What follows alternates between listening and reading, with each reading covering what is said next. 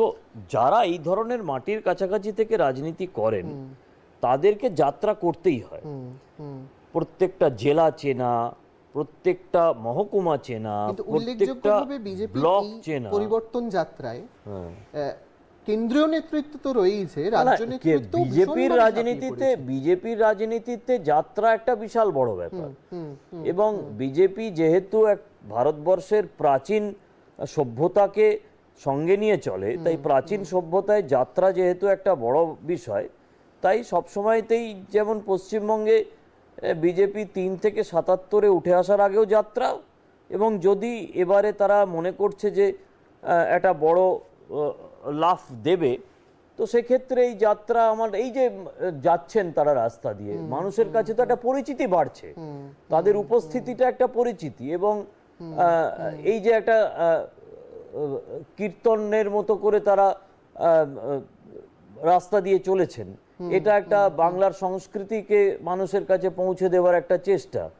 তো এগুলো তো নিশ্চিতভাবে কোনো না কোনো প্রভাব মানুষের উপরে ফেলে।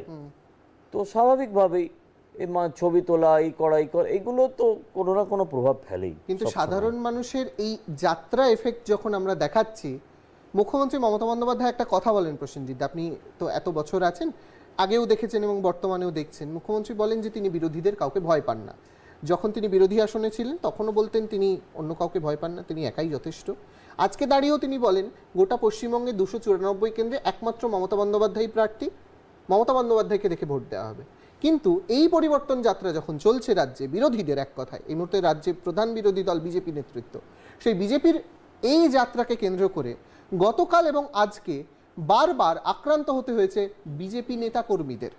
এই বিজেপি নেতাকর্মীদের যে আক্রান্ত হওয়ার ঘটনা, এটা হয়তো নতুন নয়, শাসক এবং বিরোধীর তরজা প্রতি মুহূর্তে চলছে।